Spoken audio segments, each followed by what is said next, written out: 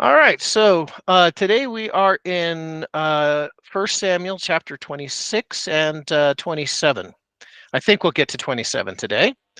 So we're following David along in his journey. He's still being chased by Saul throughout the wilderness of Israel. There's some really interesting things that happen in this particular chapter. Um, I've been asking myself why, what's this thing about, Saul trying to kill David or wanting to kill David and chasing him through the wilderness and David, being the leader of now a group of 600 men. What would be the reason that God did this or allowed this to happen, right? And I think that on the first blush, or just thinking about it at a surface level, we'd previously seen where David had, as a young man, the Lord had uh, presented the opportunity for David to live in Saul's palace, so that he could observe Saul being king, that he could see what it was like to be in a court, royal court, to see what it's like to run a country. And now I think that God is building David up as a leader, because he is now a leader of 600 men. And they, initially are this ragtag force of malcontents, but they actually become, by now and a little bit later, a fighting force. Even though initially they told David, we're no army, why should we go into battle against the Philistines? But David organizes them and he's leading them, and they are men that are loyal to him, and we see this in these two chapters. So let's go ahead and start with our read through of 1 Samuel chapter 26. The Ziphites went to Saul at Gibeah and said, "Is not David hiding on the hill of Hachilah, which faces Jeshimon?" So Saul went down to the desert of Ziph with his 3,000 select troops to search for David. Saul made his camp beside the road on the hill of Hachilah, facing Jeshimon, but David stayed in the wilderness. When he saw that Saul followed him there, he sent out scouts and learned that Saul had definitely arrived. Then David set out and went to the place where Saul had camped. He saw where Saul and Abner, son of Ner, the commander of the army, had laid down. Saul was laying inside the camp, and the army encamped around him. David then asked Ahimelech the Hittite and Abishai, son of Zeruiah, Joab's brother, who who will go down into the camp with me to Saul. "I will go with you," said Abishai. So David and Abishai went to the army by night, and there was Saul lying asleep in the camp with his spear stuck in the ground near his head. Abner and the soldiers were laying around him. Abishai said to David, "Today God has delivered your enemy into your hands. Now let me pin him to the ground with one thrust of the spear. I won't strike him twice." But David said to Abishai, "Do not destroy him. Who can lay a hand on the Lord's anointed and be guiltless? As surely as the Lord lives," he said, "the Lord himself will strike him. Or his time will come and he will die, or he will go into battle and perish. But the Lord forbid that I should lay a hand on the Lord's anointed, now that the spear and jug of water that are near his head, now get the spear and the jug of water near his head, and let's go." So David took the spear, the water jug near Saul's head, and left. No one saw or knew about it, nor did anyone wake up. They were all sleeping because the Lord put them into a deep sleep. Then David crossed over to the other side and stood on top of the hill some distance away. There was a wide space between them. He called out to the army and to Abner, son of Ner, "Aren't you going to answer me, Abner?" Abner replied, "Who are you who calls to the king?" David said, "You're a man, aren't you? And who is like you in Israel? Why didn't you guard your lord, the king?" Someone came to destroy your lord the king, but what you have done is not good. As surely as the Lord lives, you and your men must die because you did not guard your master, the Lord's anointed. Look around you. Where are the king's spear and water jug that were near his head? Saul recognized David's voice and said, Is that your voice, David, my son? David replied, Yes, it is, my lord the king. And he added, Why is my Lord pursuing his servant? What have I done? And what wrong am I guilty of? Now, let my Lord the king listen to the servant's words. If the Lord has incited you against me, then may he accept an offering. If, however, people have done it, may they be cursed before God. They have driven me today from my share in the Lord's inheritance and have said, Go serve other gods. Now, do not let my blood fall on the ground far from the presence of the Lord. The king of Israel has come out to look for a flea, as one who hunts a partridge in the mountains. Then Saul said, I have sinned. Come back, David, my son, because you considered my life precious today. I will not harm you again. Surely I have acted like a fool and have been terribly wrong. Here is the king's spear, David answered. Let one of your young men come over here and get it. The Lord rewards everyone for their righteousness and faithfulness. The Lord delivered you into my hands today, but I would not lay a hand on the Lord's anointed. As surely as I valued your life today, so may the Lord value my life and deliver me from all trouble. Then Saul said to David, May you be blessed, David, my son. You will do great things and surely triumph. So David went on his way, and Saul returned home. That's chapter 26. So what we see is David has a second opportunity to kill Saul, and he doesn't do it. Again, he doesn't do it. And why doesn't he do it? Because, again, the same reason that he didn't kill Saul in the cave when he was able to cut the hem from his robe. He did it because he respects the one who God has anointed. And even though God has left Saul, God is no longer on Saul, and he's refused to step down from his role as king. And being jealous of David, he knows that David is going to be the next king.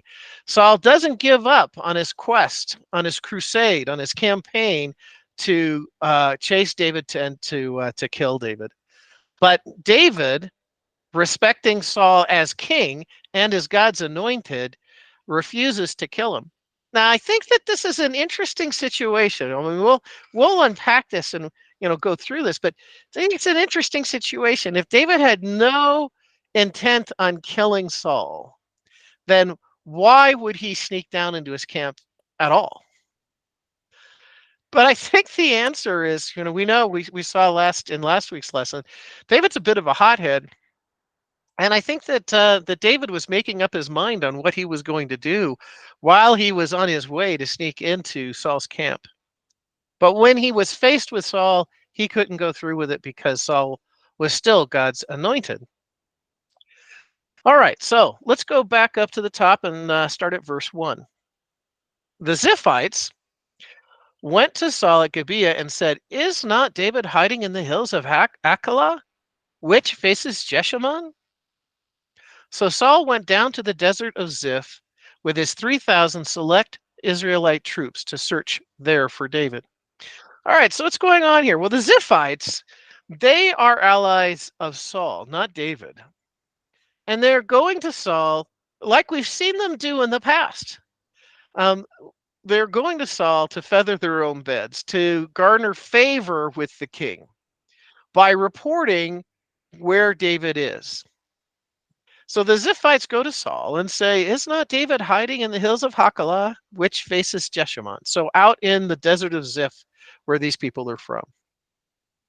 So Saul takes this intel and he decides that he is going to start a new campaign to chase down David and to kill him, to get done with to rout him once and for all. But it turns out, well, okay, let me start over again. And to help his effort, Saul selected 3,000 elite Israelite troops. So he didn't just take the first 3,000 men. Well, he didn't take the first 300 men. He rounded up 3,000 men, but he personally chose the 3,000 soldiers that would go with him on this campaign. And they were of the elect. They were the best of the best of Israelites' armies. So obviously, Saul is trying to, even before he starts on this new campaign to chase David, he's trying to plan for success by selecting 3,000 select troops. All right, so now, okay, based upon that intel, they head out to the desert of Ziph. And it turns out that this is a terrible military blunder. It's a terrible strategic blunder that Saul makes. How is it a blunder? Because David knows the terrain. David and his men know the area. They're living in it. They know the terrain. Saul doesn't know the terrain at all. And this gives David a distinct military advantage.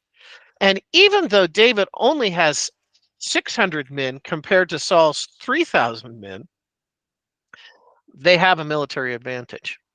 But David doesn't use that advantage in this case.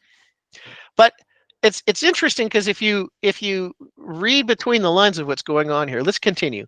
Saul made his camp beside the road of the hill of Hachilah facing Jeshimon. But David stayed in the wilderness, right? He stayed in the under the protection of the wilderness. When he saw that Saul had followed him there, he sent out scouts and learned that Saul had definitely arrived. So it was such a blunder that when David heard that Saul and his men were camped out by the side of the road, David wasn't sure that that was actually the case. And so he sent scouts out, spies out to confirm it, because that would have Saul would have played right into David's hands. I mean, David had the military advantage. He was hiding out in the wilderness. He could have stayed there for an indefinite period of time. Could Saul have been so dumb to bring his troops into unfamiliar territory? Well, he did. David sent out scouts to confirm it. Verse 5, then David set out and went to the place where Saul camped. So David had to get eyes on it himself. He saw where Saul and Abner, son of Ner, the commander of the army, had laid down. So this is now nighttime, and the guys, Saul and his army, had bunked down. Saul was asleep in the middle of his troops, and everybody else slept around him, which is the logical thing to do if your job is to protect the king, right? Put him at the middle, and then put all of your resources all the way around him so that nobody could possibly approach. But they did. Saul was laying inside the camp. The army encamped around him. Verse 6, David then sent to Ahimelech the Hittite and Abishai, son of Zeruiah, Joab's brother, who will go down into the camp with me to Saul. I'll go with you, said Abishai. So David and Abishai went to the army by night, and there was Saul, laying asleep in the camp with his spear stuck in the ground near his head. Abner and the soldiers were laying around him. So like I described, right? Saul's sleeping in the middle of the camp. Everybody else is laying around him. Abishai is sure to be close, being his commander of the armies. He's his top military official. I think it's interesting. This goes by rather quickly, but verse 6, David then asked Ahimelech the Hittite. So the reason that the author of Samuel, says that is because this is not Ahimelech the priest, right? This is Ahimelech the Hittite. Why is that distinctive? Because he's not an Israelite. He's a Hittite. Who were the Hittites? The Hittites actually had a civilization that rivaled the Egyptians.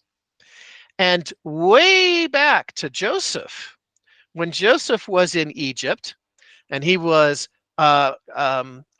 managing the Pharaoh's building project, you remember that he warned Pharaoh of a coming famine, and he recommended to the Pharaoh that they build warehouses and fill them full of grain so that they could weather through that famine.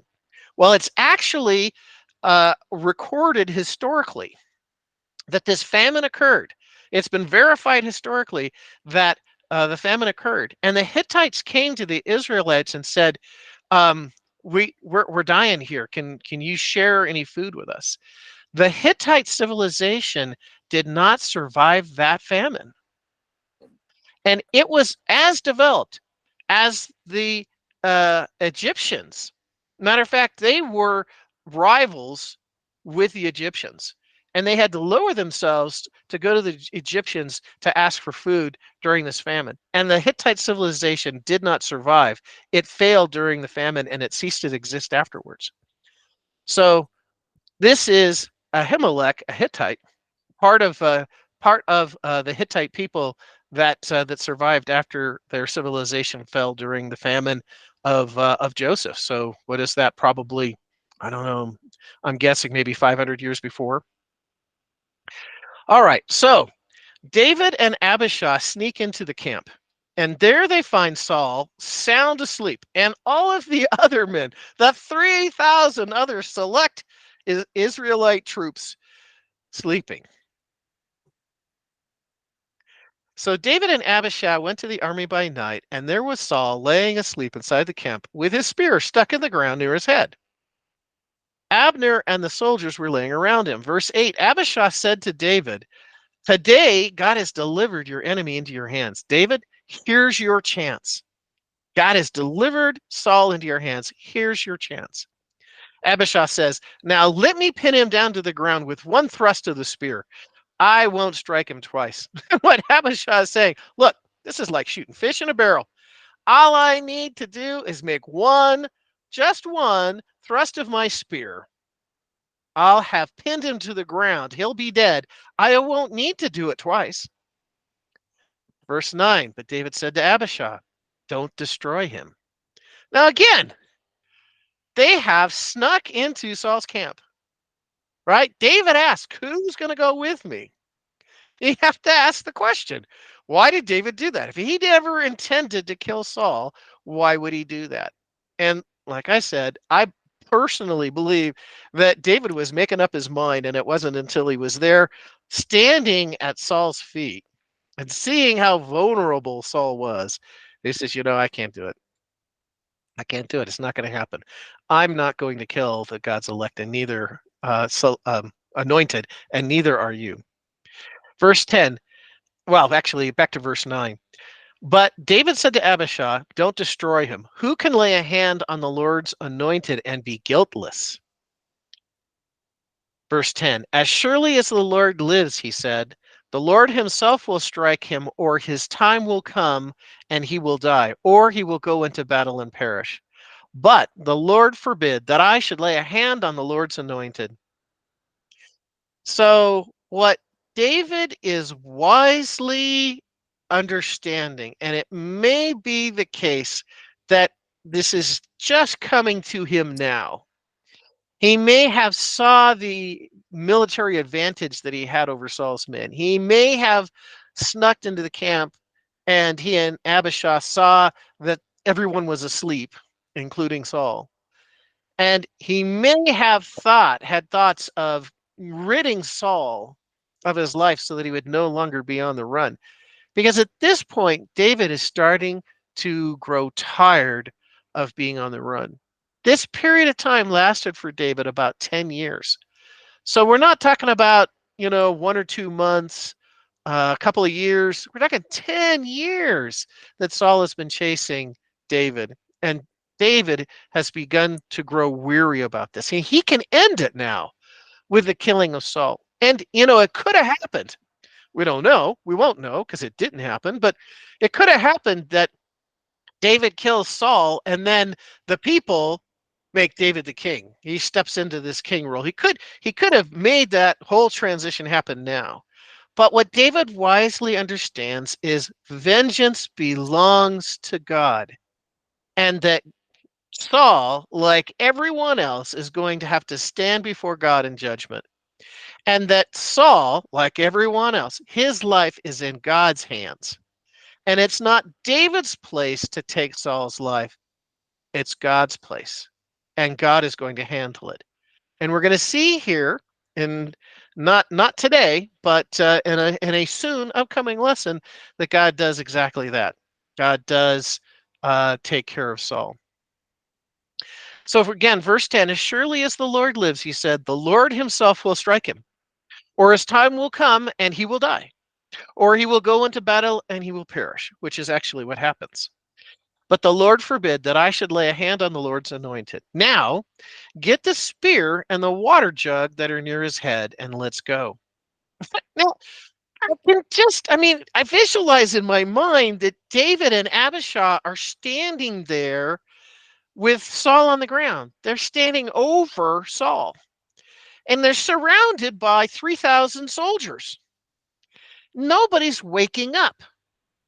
How could that happen? Is it that these guys, they're like David and Abishai are like ninjas?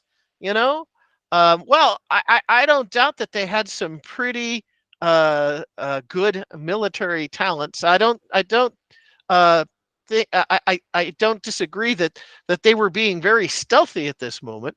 But what's actually going on is God was helping David, and he put the men into a deep sleep. And that's how they could be standing over Saul and having this conversation. So David says, you know what? I'm not going to kill him, and you aren't either. We're going to leave this in God's hands. God is going to take care of this job. But take his spear, which again was stuck in the ground near Saul's head, and his water jug. So, how many of you, when you go to bed at night, you fill a glass of water and you take it up and put it on your nightstand or near you when you go to sleep? Well, that's what Saul had done. He had put water in a jug and it was near his head where he was sleeping. So if he woke up in the middle of the night and was parched, he could take a sip of water. So, as proof that they were actually there standing before Saul, surrounded by 300 sleeping soldiers, they took his spear and they took his water jug and they left. Verse 12. So David took the spear and the water jug near Saul's head and they left. No one saw or knew about it, nor did anyone wake up. They were all sleeping because the Lord had put them into a deep sleep. Then David crossed over to the other side and stood on top of the hill some distance away. There was a wide space between them. So David was a safe distance between 3,000 sleeping soldiers and Saul. Verse 14, he called out to the army and said to Abner, son of Ner, aren't you going to answer me, Abner? So David is calling out and the men are still asleep. And with David's yelling, they begin to wake up. And David is calling out specifically Abner, the commander of Saul's army. And he says, aren't you going to answer me, Abner? Abner replied, who are you who calls to the king? So Abner doesn't recognize David's voice at this point. David said, you're a man, aren't you? And who is like you in Israel? In other words, you know, don't negate the fact that Abner is probably one big, tough, burly man. He is a military strategist. He is the general of Saul's armies. So he's not just any man. And David says, who is like you in Israel? Why didn't you guard the Lord your king? At that moment, I think Abner's mind was reeling, like says, I didn't do what? I'm standing here. I can see Saul. So Saul is at this second still sleeping. Okay. But he's beginning to wake up. So David continues his harassment of Abner. Why didn't you guard your lord the king? Again, Abner's saying, I haven't done anything wrong. Here is Saul. He looks safe to me. What you have done is not good.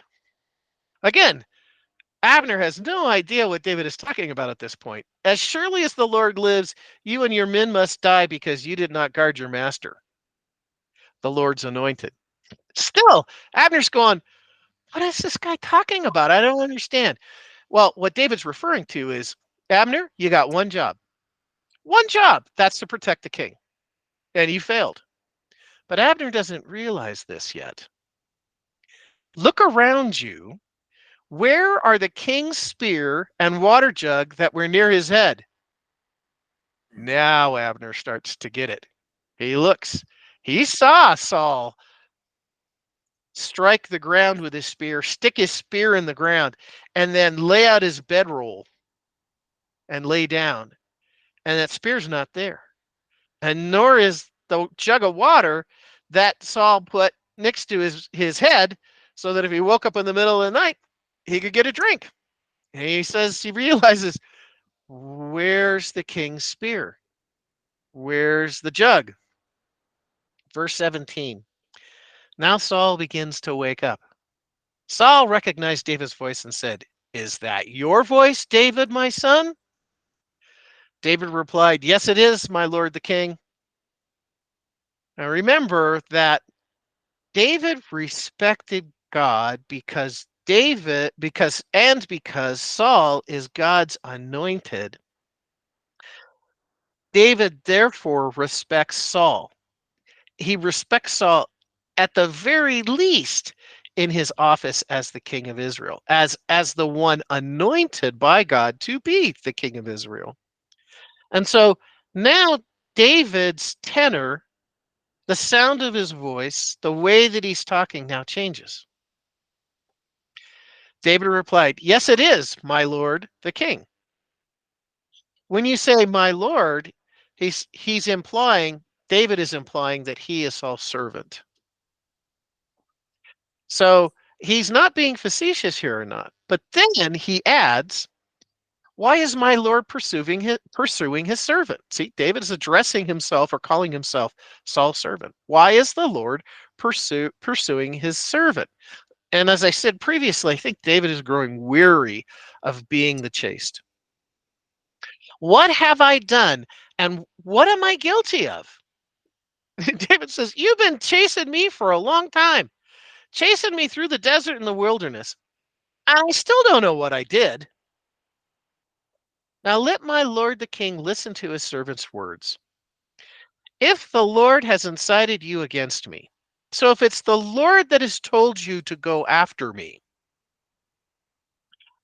then may he accept an offering. I will give myself. If, however, the people have done it, may they be cursed before the Lord.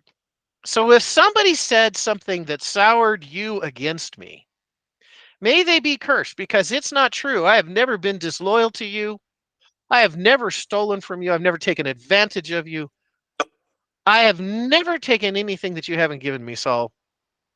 So let them be cursed if somebody said I did something wrong to you, because it ain't true. They have driven me today from my share in the Lord's inheritance and have said, go and serve other gods. In other words, they're saying, if this was a person or people who have told Saul that David has done something against him, it's not true. And they've more or less said, you shouldn't give a care about David. Go and let him serve other gods, right? So he doesn't even deserve to serve the God of Israel. They have driven me here today from my share in the Lord's inheritance and have said, go and serve other gods. Now, do not let my blood fall to the ground far from the presence of the Lord. The king of Israel has come out to look for a flea, as one who hunts for a partridge in the mountains. You've got 3,000 elite soldiers, and you're just chasing little old me. I don't get it, Saul. What have I done to make you so angry that you would spend all of these resources and all of this time chasing me? Because I'm just a flea. I'm not anything special. It just escapes me, David is saying. It escapes me why you have so doggedly been determined to chase me down to try and kill me. Verse 21, then Saul said, I have sinned. Come back, David, my son, because you considered my life precious today. I will surely not harm you again. Surely I have acted like a fool and have been terribly wrong. So Saul sounds again like he did after the first time David had a chance to take Saul's life in the cave and didn't. Saul sounded repentant, but David knows that Saul can't be trusted. But here he tells David, he says, I'm done chasing you. That's it. Come back, David. I'm going to receive you back as my son. Come back. I'm done chasing you. I have been wrong. Well, it turns out that Saul, after this moment, he does stop chasing him, but really only because soon Saul is to die. David rightly doesn't trust Saul. He knows that Saul is a deceitful person and that Saul could at any moment change his mind. So David's not about to follow or act on Saul's words and return to him. Verse 22, David says, "Here is the king's spear. Let one of your young men come and get it." Right? So David is holding Saul's spear. Everybody recognized that this was Saul's spear. It was probably a unique spear in all of Israel, right? It was probably nobody likely had a spear like Saul had. So everybody recognized that David had the spear. Why was that significant? Because still to this day, do you know that in law enforcement, one of the worst things that can happen to a police officer is to be killed with your own weapon? Yeah. And that's what is being implied here is that David could have killed Saul with his own spear. That David had the chance to kill Saul with his own weapon, and he didn't do it. "Here is the king's spear," David answered. "Let one of your young men come over here and get it." So David is going to chuck the spear. It's going to land in the ground. And David is saying, "Send one of your young men, the ones that can run fast, to retrieve the king's spear." So David's not even going to keep Saul's spear. Verse 23, "The Lord rewards everyone for their righteousness and faithfulness. The Lord delivered you into my hands today, but I would not lay a hand on the Lord's anointed. As surely as I valued your life today, so may the Lord value my life and deliver me from all my troubles." Again, David is beginning to get discouraged. He's tired of this chase. He's tired of this nonsense that Saul has perpetrated upon David. Then, then Saul said to David, "May you be blessed, David, my son. You will do great things and surely will triumph." So David went on his way, and Saul returned home. So, like I said, this is the end of David's chasing, but David being chased by Saul. But David does not return to Saul. He does not return to the palace. David actually leaves Israel. Thoughts, comments before we turn to chapter 27?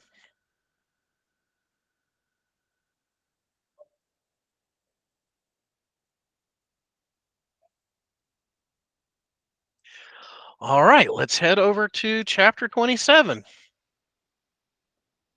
But David thought to himself, "One of these days I will be destroyed by the hand of Saul. The best thing that I can do is to escape to the land of the Philistines.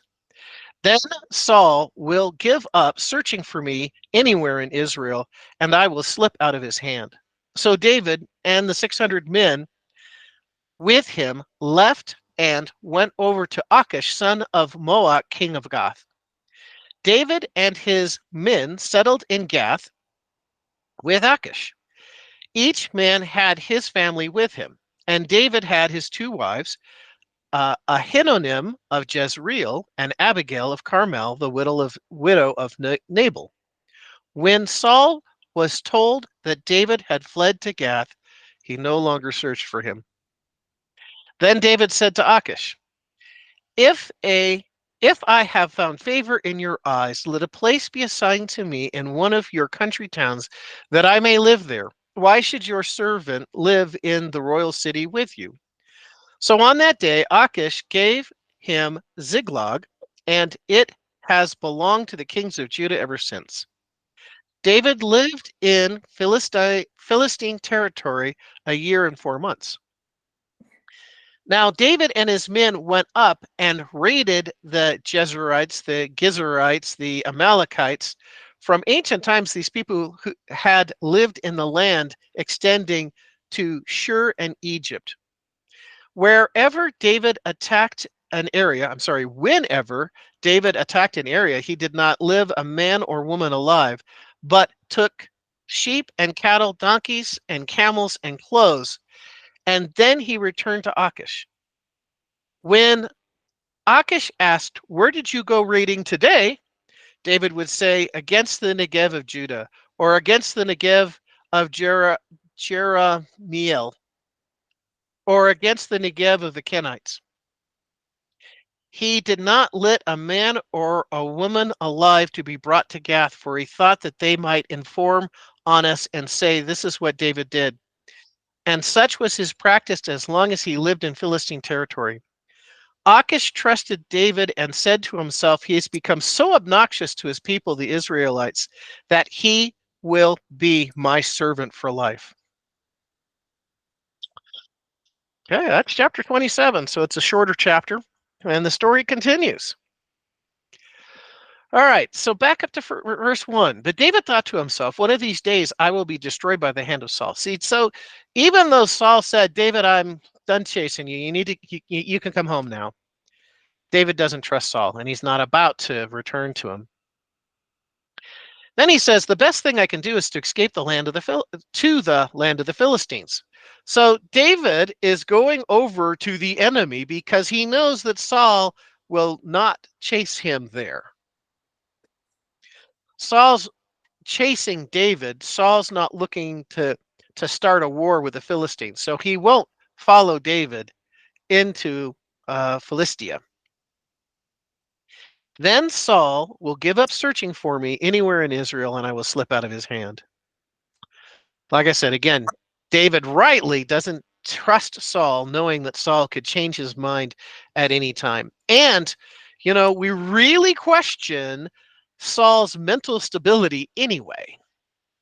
So Saul could become tormented again and change his mind and decide that he is going to move forward with killing David. But David's not going to give him the chance. David's going to run out of Saul's reach. But this is not a good thing that David has done. So David is going through a period of depression. David is discouraged and he's tired of being on the run. He's tired of being the traced. And he's moving out of the will of God. It wasn't God's will for David to leave Israel. So I think that's an interesting distinction, because what we're doing here is we're observing David's life.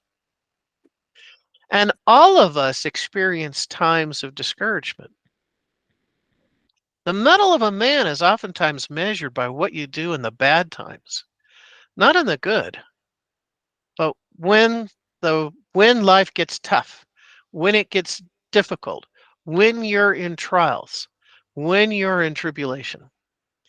And after 10 years of being on the road, David is discouraged, and he steps out of the land of Israel and he goes back to live with the Philistines. And he's living a reckless life, and we'll see that here in a little bit later in this chapter. The best thing I can do is to escape to the land of the Philistines. Then Saul will give up searching for me anywhere in Israel. I will slip out of his hand.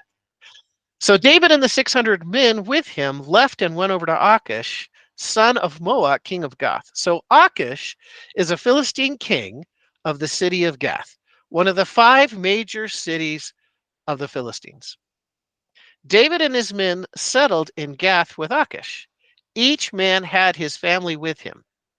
David had his 2 wives, Ahinoam.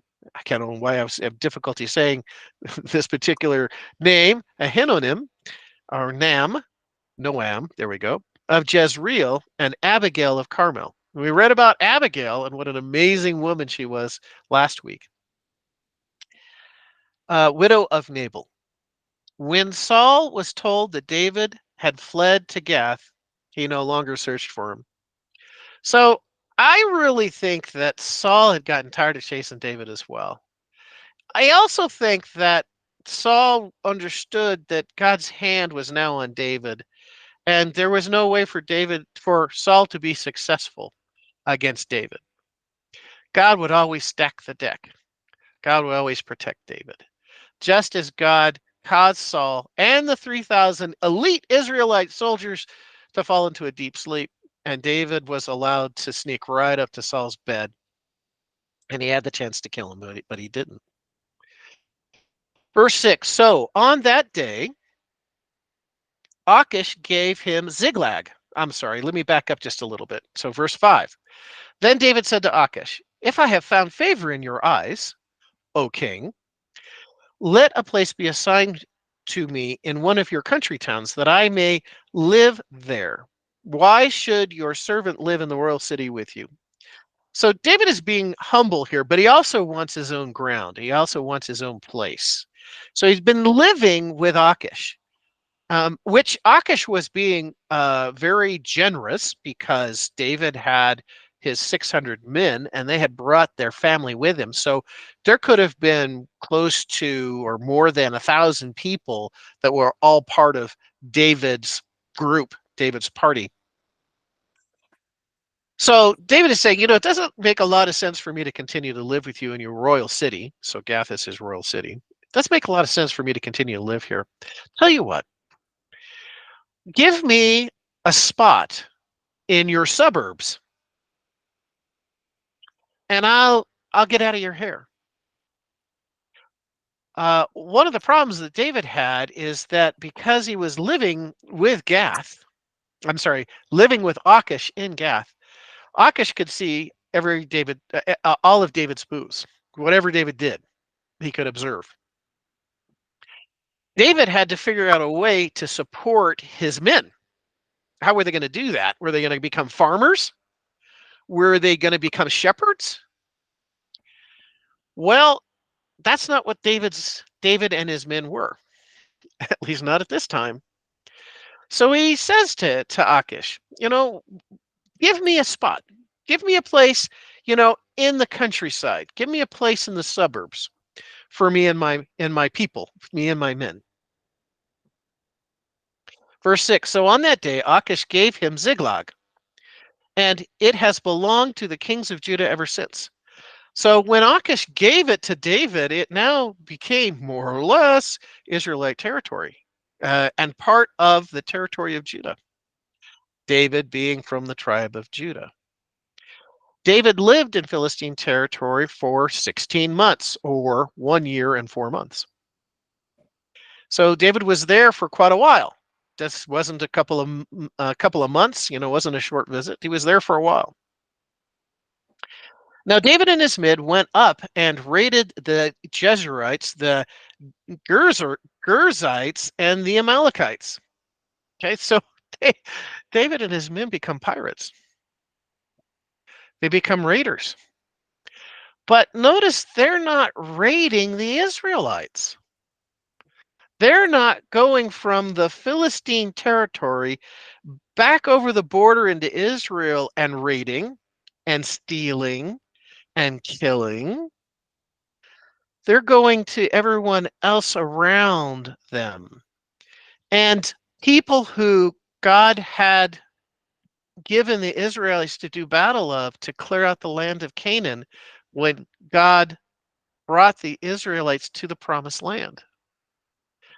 So David probably felt that they were justified in attacking the Jezreelites, the Gerzites, and the Amalekites. He probably felt justified because they weren't Israelites and they weren't Philistines.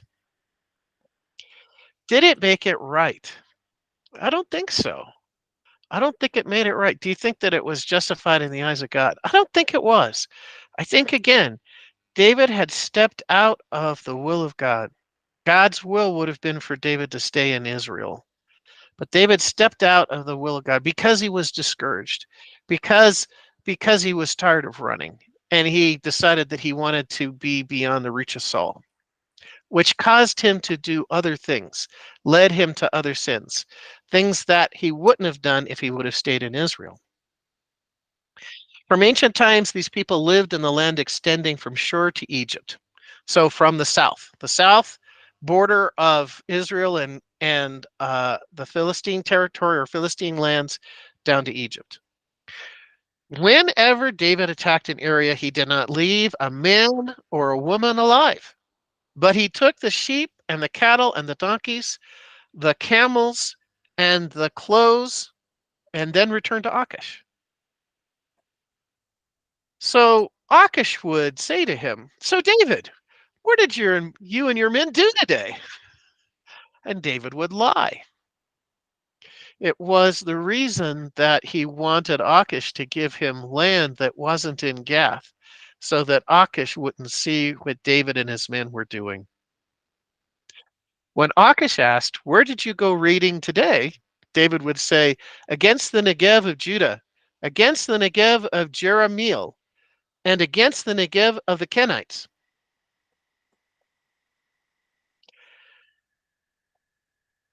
David is lying to Achish, and he's telling him that he's attacking the people of Israel or the Kenites who were the friends of Israel. Because Achish was no friend of Israel. He was a Philistine, and there has been bad blood for centuries between the Philistines and the Israelites. They were enemies. So David didn't want Achish to know who he was really attacking. The Jezreelites, the Gizerites, the Amalekites. So he lied to him and said, when he says the Negev of Jerahmeel against the Negev of Judah, against the Negev of the Kenites, he's saying the desert of, or the wilderness of. So he's not being honest with Achish, and he's not telling him who he's really attacking. Which, if Achish would have known, would have probably caused or could have caused a political incident for Achish. Because Achish would have not thought twice about David attacking his own people. But he certainly would have had a problem attacking people that aren't Israelites.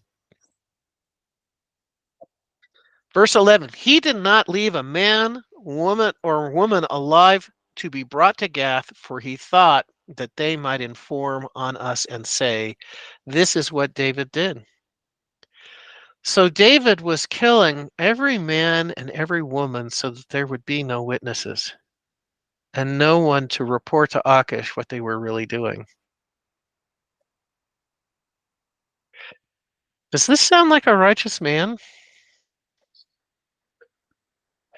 I don't think so.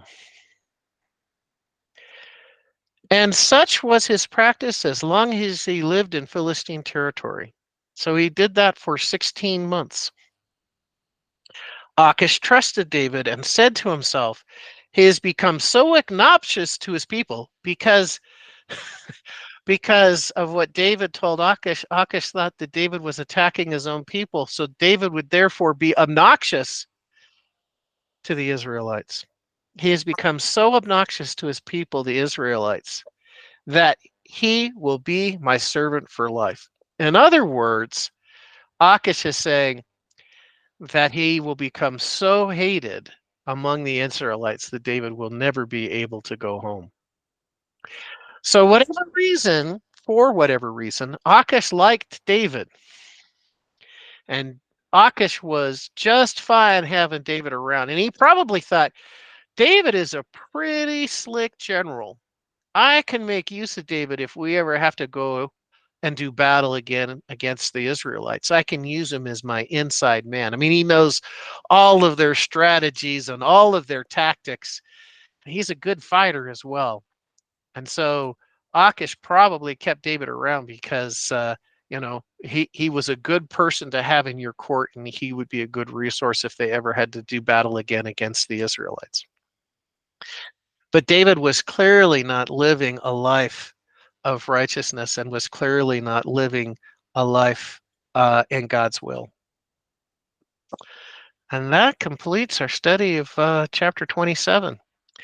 Thoughts, comments?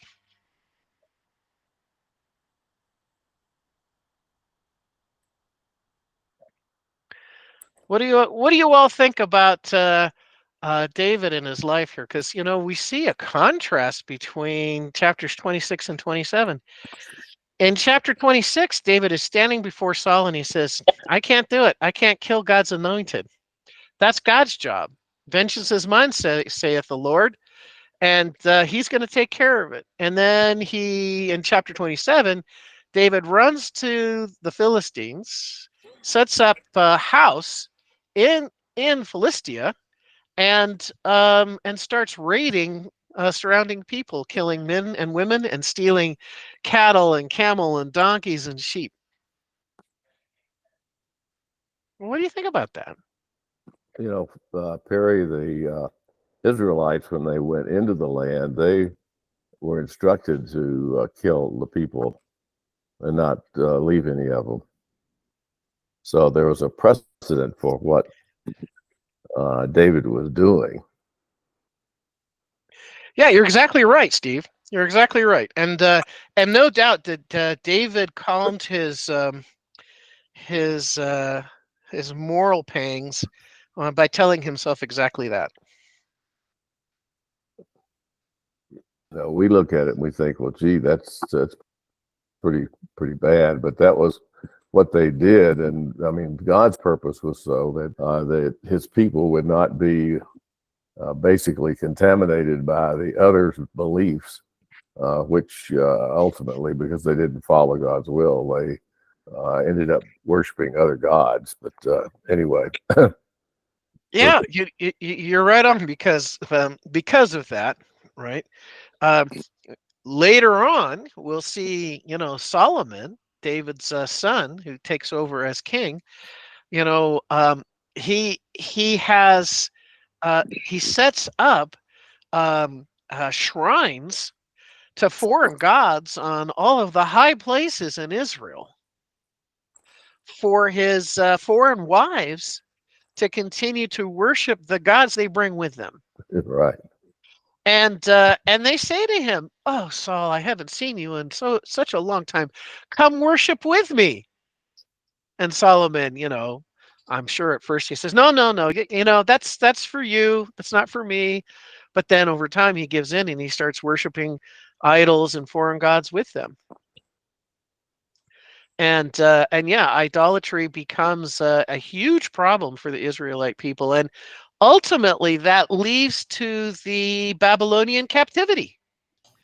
Ultimately God says, "I've had enough with you stiff-necked people," and he allows Nebuchadnezzar and his armies to surround Jerusalem and to take the Israelites back to Babylon. He allows that to happen because of the people's lack of faithfulness. And it's interesting that before the Babylonian captivity, idolatry was a huge problem.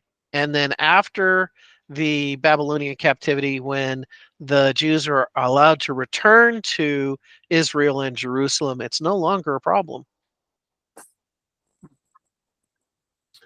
It seems as though God is protecting him, even though he's outside of his will. Yeah, that's an interesting thing. I wonder about that too, Tom. Does God? I mean, God. I don't think that God commissioned or was pleased with what David was doing, but did God's hand leave David during this time? I don't see anything that indicates that. Well, he was anointed, and I mean, I think God had a purpose for David. So, in some sense, I think he protected him. Whether he agreed with what he was doing or not, but he certainly protected him. And even when David feigned mental illness, That's right. So there were ways that he was protected. So during that period of time, he was protected from Saul and also from the Philistines.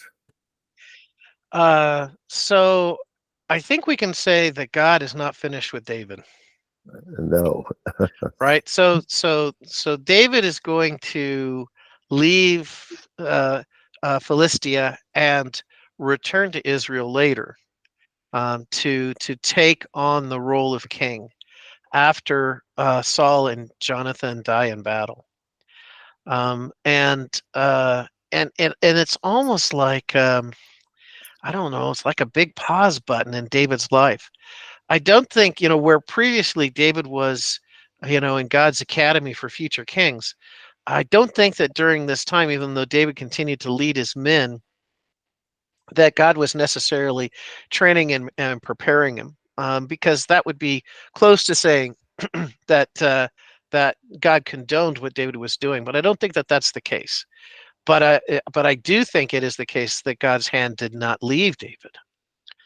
So yeah, it's kind of interesting. It's also interesting to see or watch David's life and development, and what God is doing in his life, and understanding that David is human, and like the rest of us, David went through a period of discouragement, and during this period, he did some things that weren't very good. right. He lied, and he killed. But it's also probably a reason. I mean, don't think that there was no ramification or consequences to this, because I think that because of this 16-month period, when later when David says to God, "I want to build your temple," what does God tell David? Had blood on his hands. You got blood on your hands. Yeah, you can't build it, but your son will. Yeah, and he had blood when he took Bathsheba and then sent her husband out to be killed. Yep, yep. Another one of David's failures. Yep. Sent her husband to the front lines, hoping that he'd be killed in battle, and then Bathsheba, he would be justified in taking Bathsheba as a wife. All right. Any other thoughts before we close?